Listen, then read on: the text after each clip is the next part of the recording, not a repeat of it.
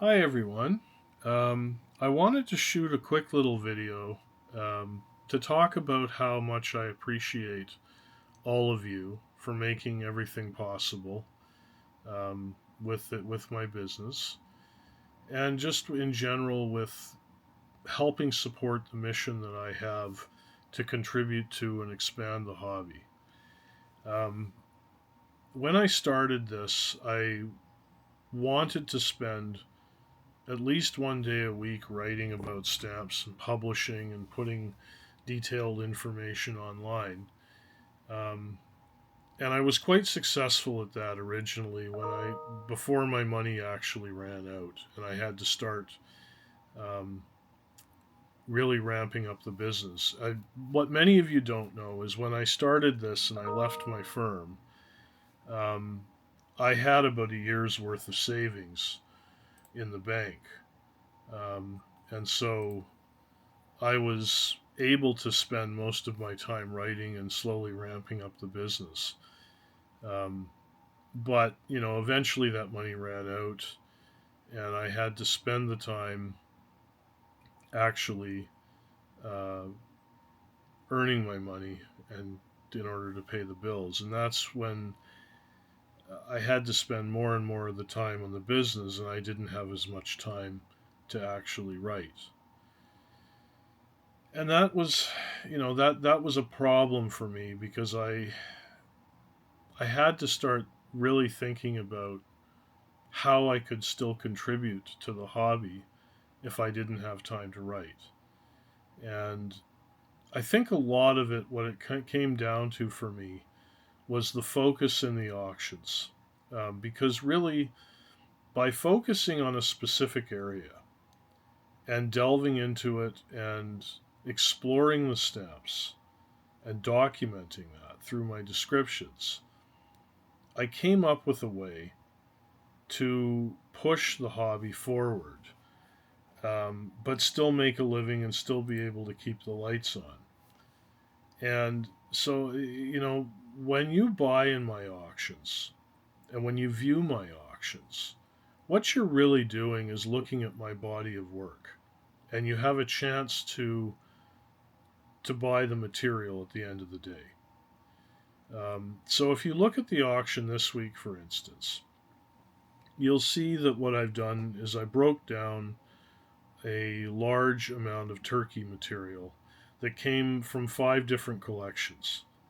So what I did was I sorted it all, reaggregated it, took the collections apart and sorted them, aggregated the material into each issue.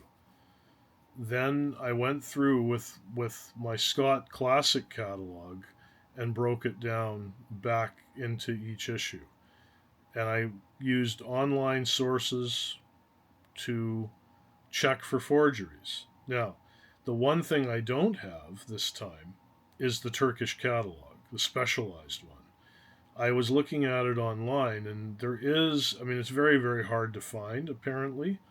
There is a Turkish catalog that's specialized. It costs almost $1,000. And I'm not at the moment in a position to invest that in a specialized catalog for Turkey because I've found so far I don't have a huge amount of demand for that country. But eventually, if I keep doing this and I keep developing my bidder base and I get more interested bidders, I'll get enough bidders to where the next time I offer Turkey, it'll do better than it did this time. And if I keep offering it, I'll get to a point where I have customers who use that catalog, who want to collect according to that, and will be receptive to me um, expanding the body of knowledge by referring to that specialized catalog. I mean, I can tell already just from having worked on the stamps this week that there's more to them than I'm getting from Scott Classic. I don't necessarily have the knowledge or the time to be able to cover it in the depth that I want to in a week, but I'm able to at least get the base level of detail that's in Scott, and I'm able to check the stamps well enough to know that what I'm offering you are genuine stamps and generally not forgeries. I mean, I weeded out a lot of forgeries out of these collections. You're not even seeing them in the auction this week. They're sitting in a box um, of stamps that are waiting forgeries that I'm going to put up in a separate sale. Uh, so in that regard, um, I'm laying the groundwork to be able to delve further and further into those issues and put more information out there with each successive offering. And that's what you should see in general as you go through my auctions and you see me offer the same material over and over again. What you should see is each time I do a detailed offering, I tackle another aspect of the issue, or I increase the level of detail of what I'm um, offering. And where you'll see that this week is with the Admiral issues. So, I mean, I've offered and done in depth Admirals numerous times. Um, I've offered Admirals just generally as part of my General Canada um, many, many weeks. And usually when I do them as general stamps, I just describe them according to Unitrade. I don't really get into them in any depth. When I do the detailed offerings, I usually go into full Unitrade and I'll make some references to Marler where I'm aware of them.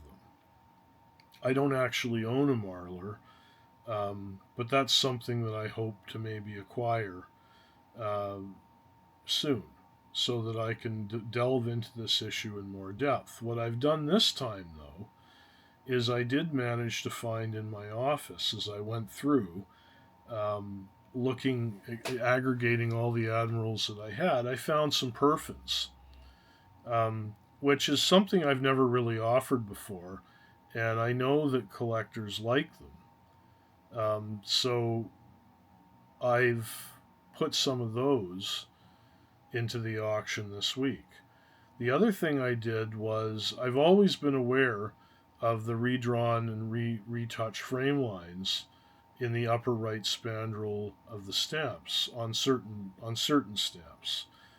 And I've been aware of the fact that some issues, some of the 1 cent stamps, 2 cent stamps, are found with both the retouched and the original frame lines. But beyond that, I've never really looked at checking each and every stamp to see what kind of frame line it has. Well, I did that with this auction, and you'll see on all my listings I've described them.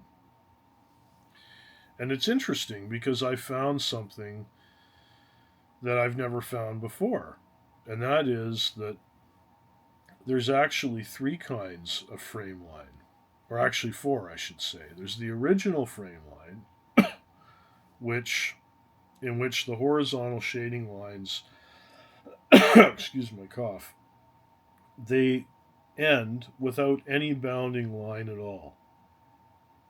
Okay. But then there's what I call a very weak vertical line. It's very, very weak, with the line only being visible in a couple of places along the spandrel. And I grouped that in before with just the original frame, but it is a little different. Then on later printings, you get what I call the retouched frame line, where you've got an actual vertical line that's visible all the way down. Um, and then you've got the redrawn frame line where it's stronger than the retouch. It's clearly a strengthened line that's thicker than the original line. Now, here's where my knowledge changed this week with the exploration of all the stamps I had. I thought that all dry printings have the redrawn frame line. That's what I thought. Or or most of them. I knew that on the 20-cent olive green, there are some that don't have the redrawn frame line. But I was pretty sure that all the other dry printings of all the other values had it. Well, not so. When I looked at some of the values, like the 7-cent, for example, most of those have the original frame line. Most of the tens, I believe, the 10-cent stamps on the blue have the original frame line. The 8-cent blues are all redrawn. But it's not the case that every single dry printing has the retouch frame line at all, or the redrawn frame line. So it's one aspect of the issue that's cropped up that's interesting, and I think would be interesting to study further. The other thing that I've looked at and described a little more are the gums on the stamps. So on the dry printing specifically, there are most of the dry printings of this issue typically have kind of a streaky or mottled cream gum or white gum that sort of it just has a textured appearance or a mottled appearance. It's not even and smooth across the back of the stamp. But there are other dry printings where the gum is smooth, it's even, and it's semi-gloss along the back of the stamp. And I've described that. That's an area I've never really paid any attention to. Another thing I found is that on some dry printings, there are thin papers that are similar to the listed thin paper on the 7-cent red brown. I've now found it on the 1-cent yellow. I had many years ago found a 2-cent green that had a similar thin paper.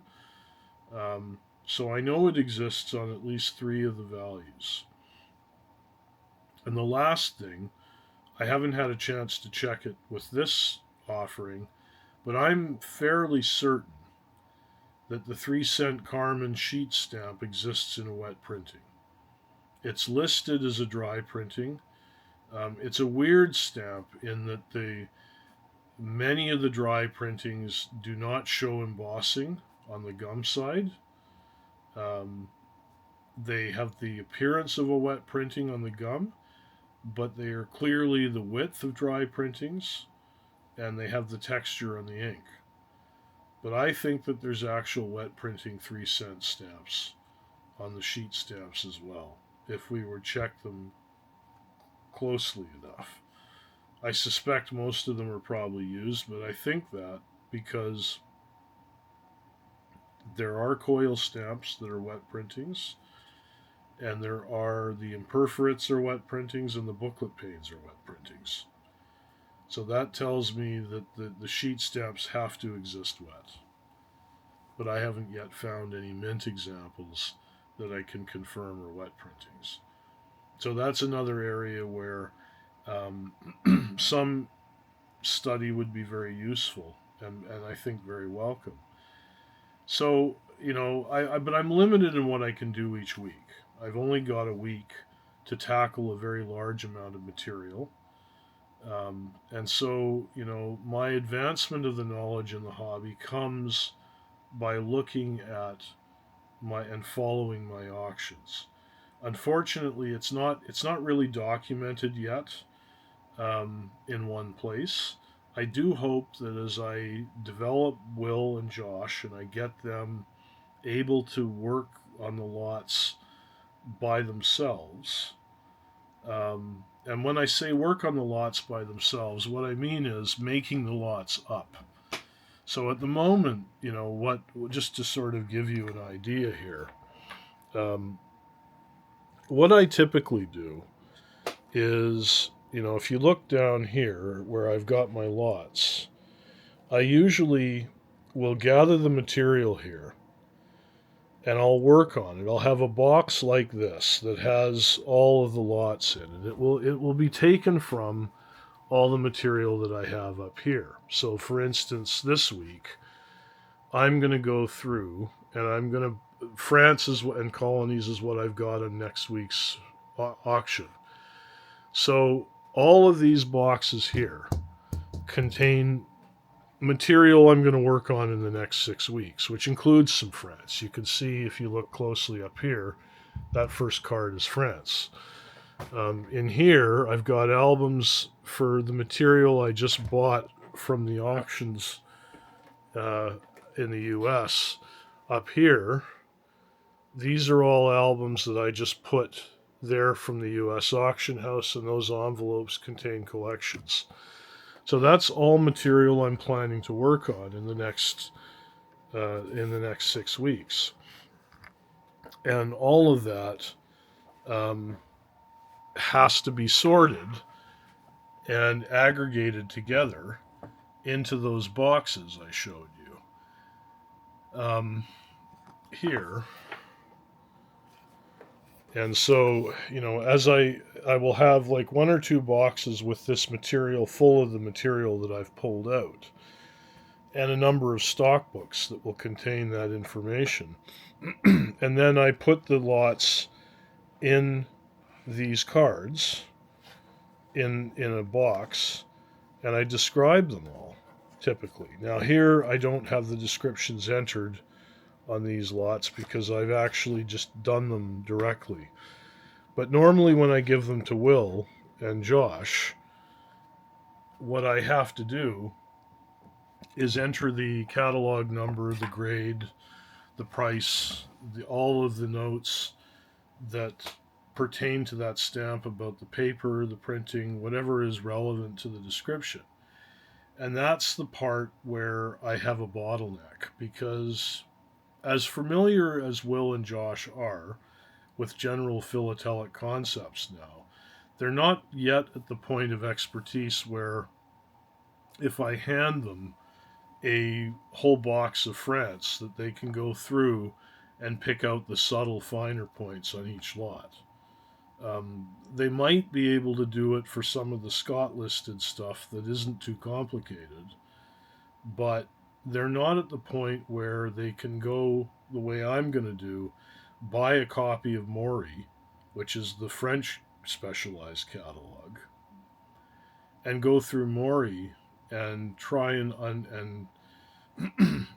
unravel all of the intricacies of each of the issues and put it all together in a week. They can't do that yet. And they won't be able to do that for probably several more months, if not a couple of years. What I have been able to get them to do is to they can lot modern post 1960 commemorative mint sets pretty much with no problem. I can hand them an album of modern and have them work on that and assemble lots. That's easy.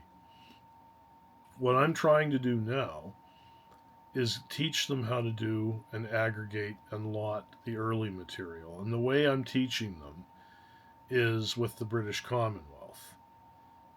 I'm making the lots up for them and having them enter them.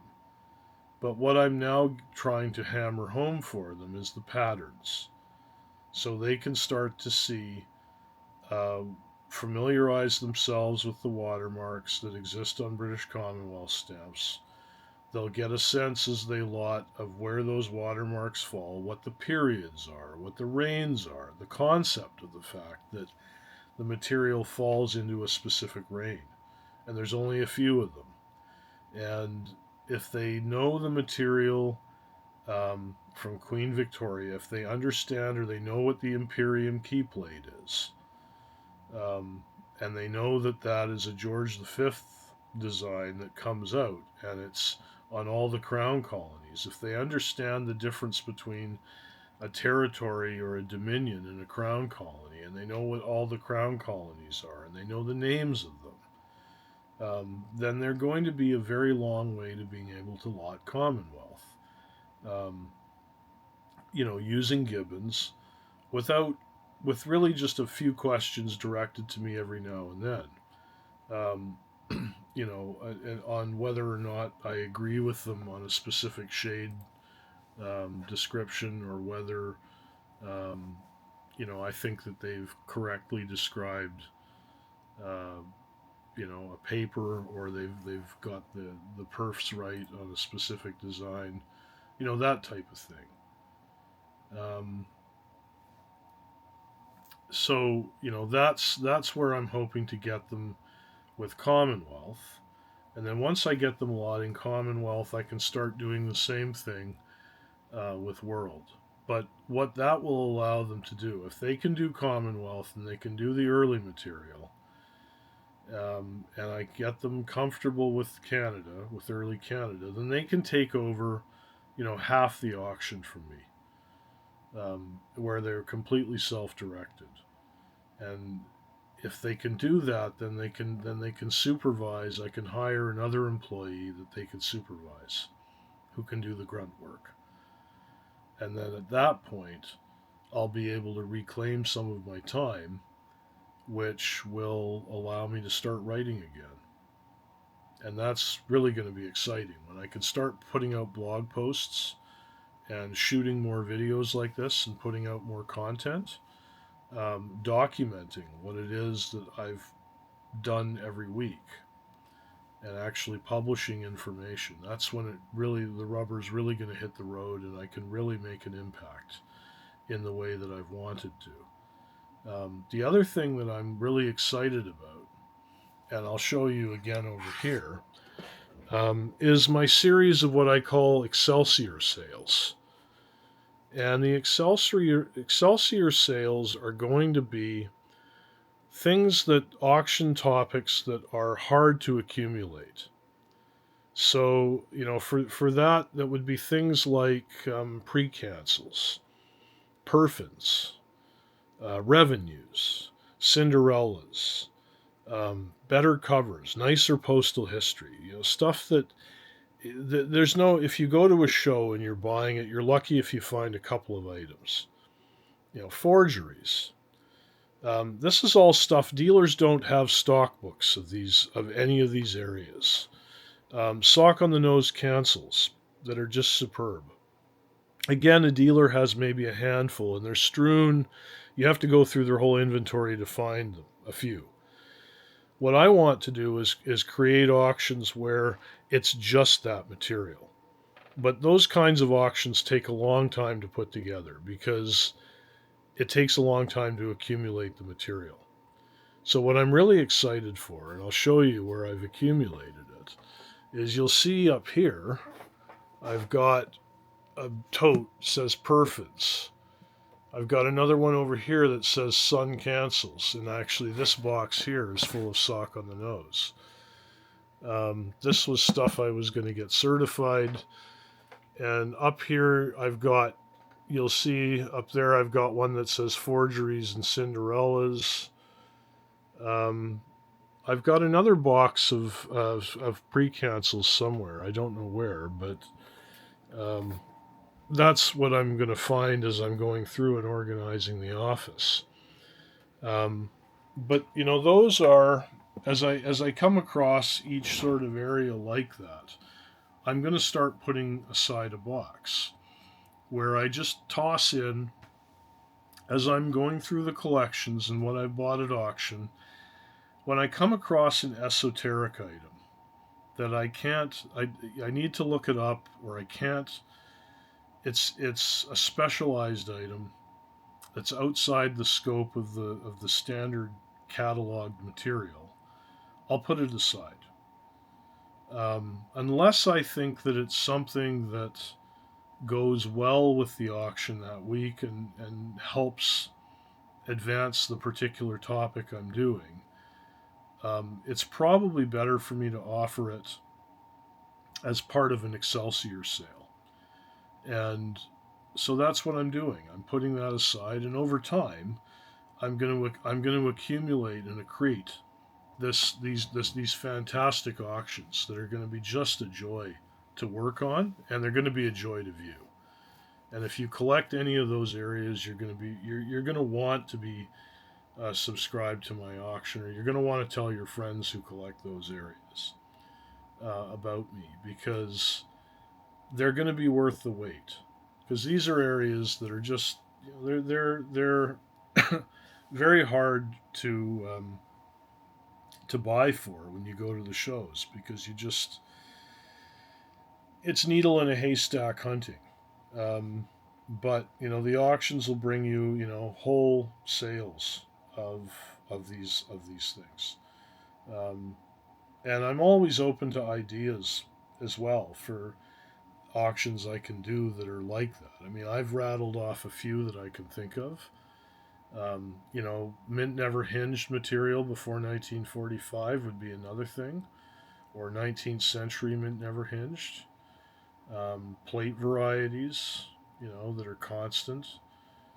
Um, there's all different, all kinds of things. Postal history in particular, I get a little bit of it, but I, I haven't really developed a market for it. So, but that's another thing I'd like to develop and be able to research and put time into.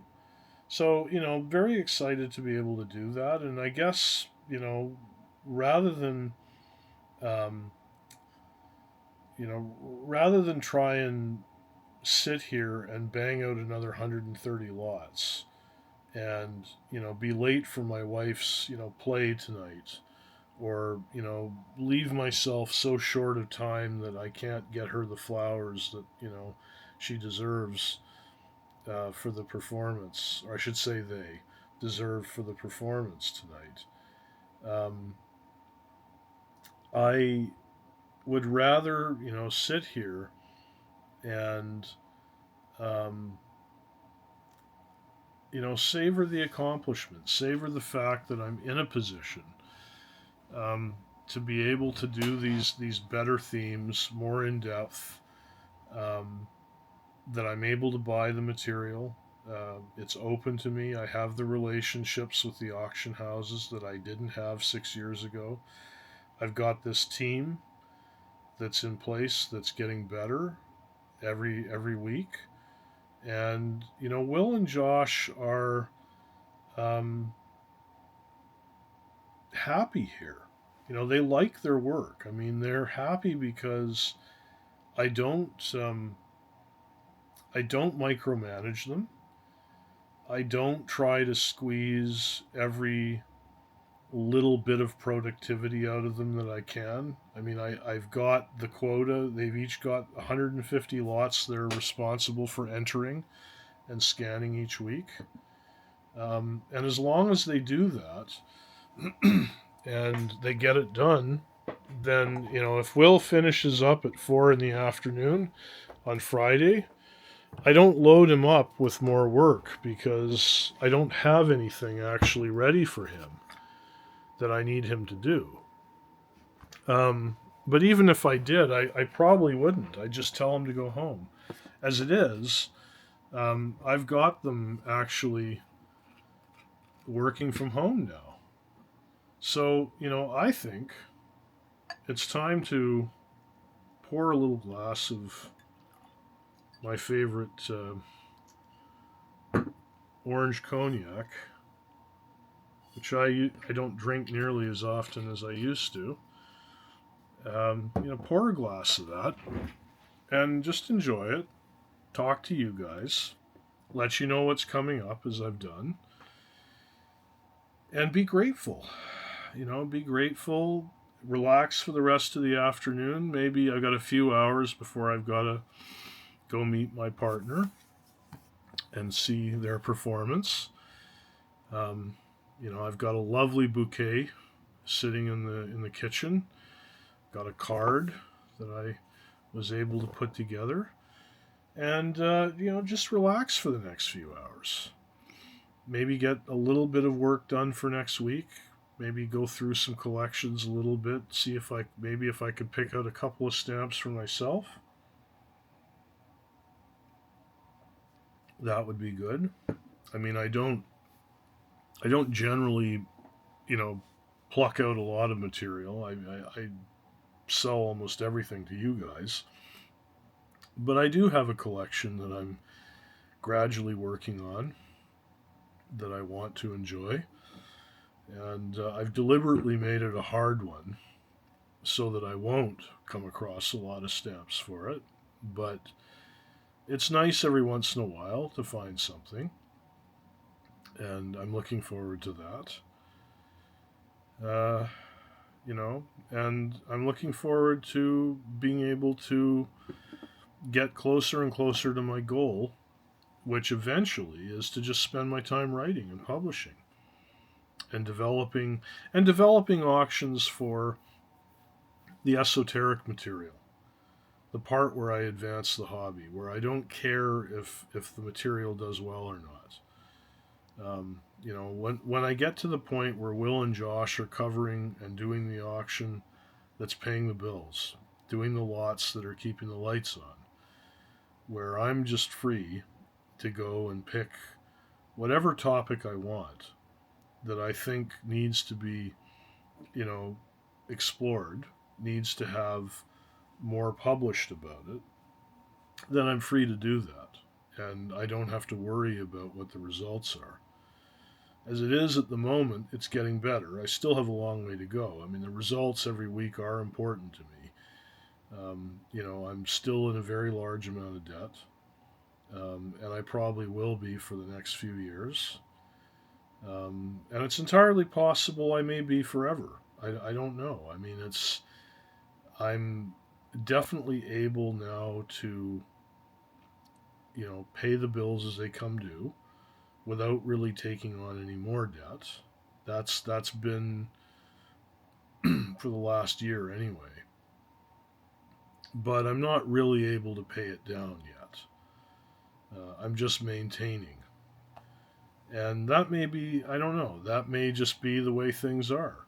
Um, so if that is the way things are going to be, and I accept that, and I'm okay with that, then my main push now has to be developing the business so that I can get more of the work done by Will, Josh, and other employees, and I have more of my time back to write and publish and work on esoteric material so that I can advance the knowledge beyond what most of the collectors, what most of you people are familiar with.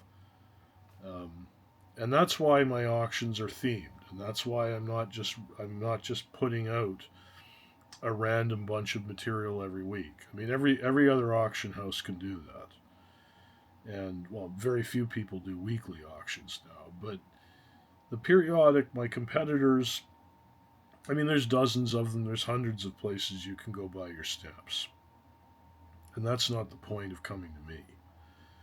You come to me because I'm telling a story, and each week I'm showing you something, and I'm showcasing a whole range of material.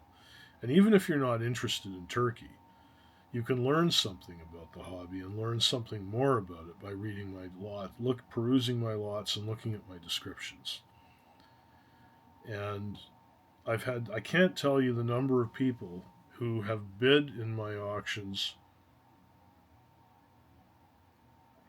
who have come into a new area and decided to try something else because they'd watched the auction for weeks or months, and they'd been in other areas and they'd avoided it for a long time, and they finally decided to try it because they just found it so fascinating and so interesting. That's happened more times than I can count. And that's really another aspect of moving the hobby forward. If I can get you to go beyond your comfort zone, if I can get you to go off the beaten path and to consider collecting things that or trying to study stamps that you may not have thought of before, then I think I've accomplished something. Because the world of philately is so very vast.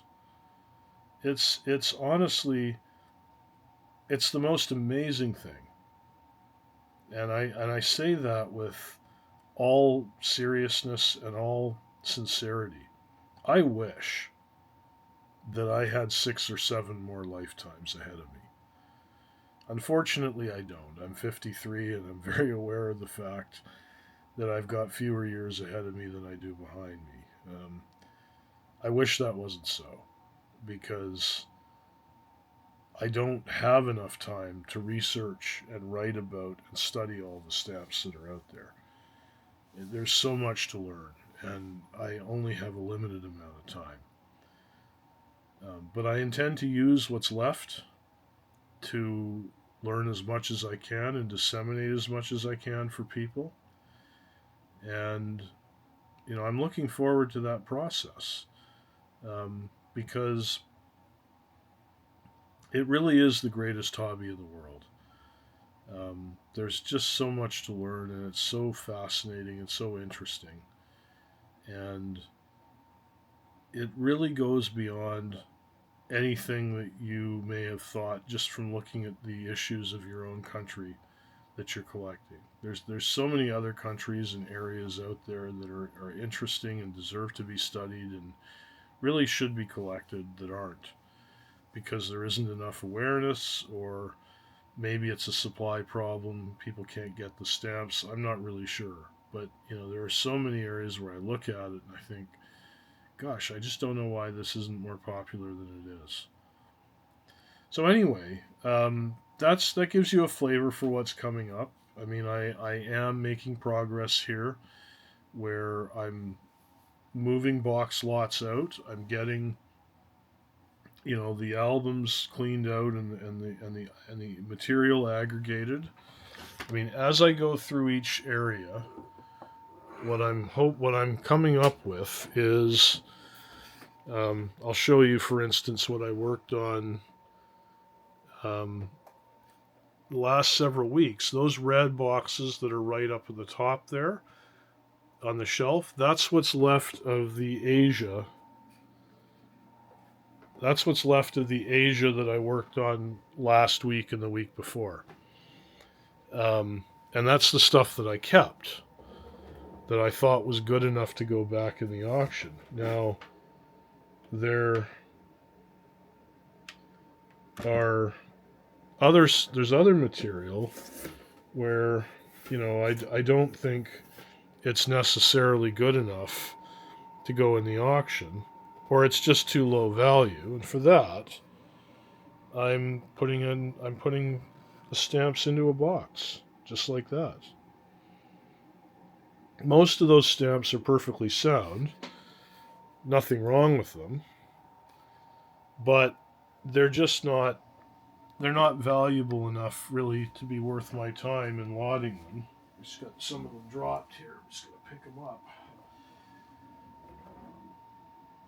Not really worth my time to lot. Or I think maybe they're just better off in the hands of you people who can figure them out and go through them. It's pretty much a reality that I'm going to continue buying.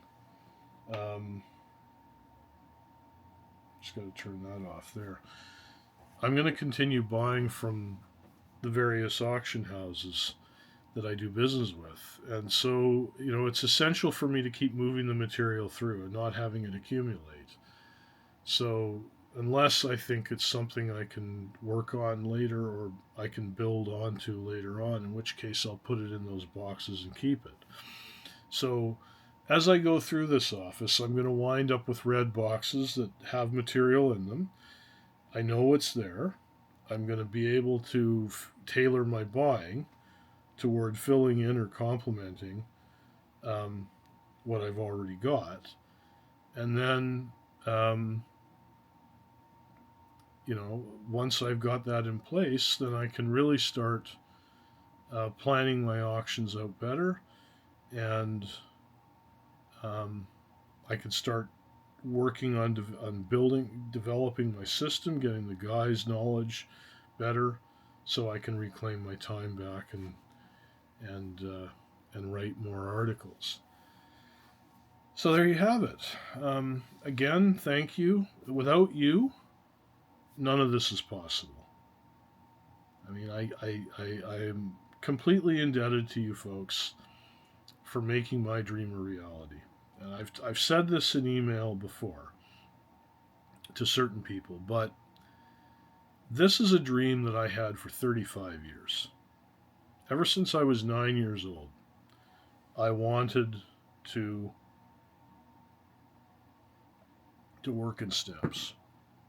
And I did for a little while. I mean, most of you who know me know that I did work for Chris Weta at Weta Stamps in Vancouver in 1988 through 90, when Weta was still alive and when he was still married to Bev. Um, but it just, my parents weren't supportive of this at the time. They didn't think it had a future. They didn't see it as a real job, and they wanted me to do something with my life that comported with what they thought was best. So I went into accounting. I spent 22 years in that profession. And, for a long time, I was so convinced that that's what my life was. That was my lot. I was never going to do anything different. And when my second marriage ended and I met Steph, I got a permission structure to reinvent myself and to go back out and to do what I actually wanted. And so I gave it a shot.